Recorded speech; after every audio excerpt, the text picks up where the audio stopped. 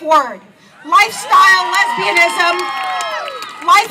lesbianism is not the same as lesbian feminism or any feminism.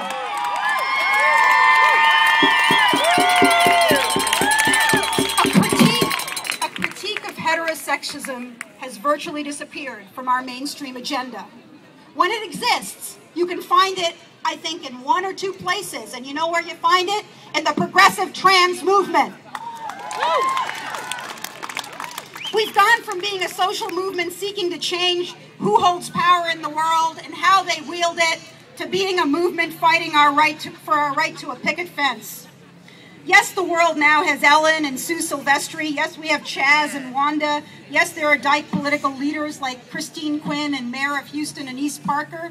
But we no longer have a political movement that's focused on changing gender inequality, ending racism, achieving socially responsible capitalism, and greater social justice. As a consequence, we're losing ground in this country. Look around you. The political agenda of LGBT organizations is not feminist. Indeed, our agendas of many of our organizations are actively anti-feminist. That fact should be unacceptable to every person at this march. How can the institutions we created through our sweat and tears be anti-choice? The freedom to control our sexual and reproductive lives is non-negotiable. It's a human right, it's a woman's bodily right, and ensuring it should be an LGBT movement priority. Similarly, the political agenda of progressive straight organizations are still too silent on issues facing Dyke. That fact should be unacceptable to every Dyke person at this march. How can the peace and social justice movement be silent on full recognition and liberation for lesbian, gay, bisexual, trans, QI people? The weakness of Dyke politics today can be seen in the absence of racial diversity in the leadership of our community-based institutions and the absence of racial justice in the agenda of our movement. This fact should be unacceptable to every person at this march.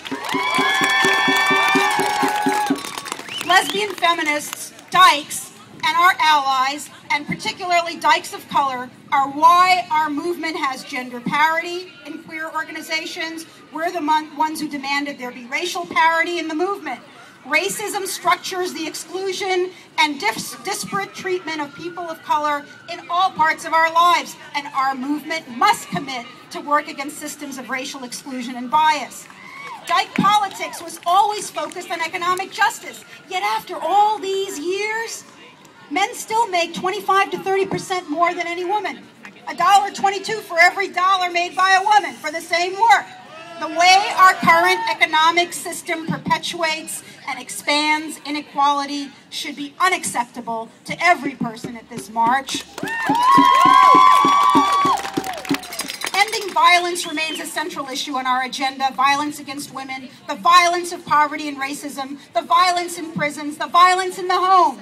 And we're not making enough of a difference on this issue. The tolerance of misogyny and gender-based violence all over the world should be unacceptable to every person at this march. Rihanna is criticized for her video depicting a man who pays the ultimate consequence for his violent action, while the TV and movie business depicts atrocity after atrocity against women in the name of entertainment, with barely a peep being raised in critique. No feminist condones violence. Rihanna is trying to end it. She made a work of art and a provocation to make people think. If it's made some people nervous, well then, even better.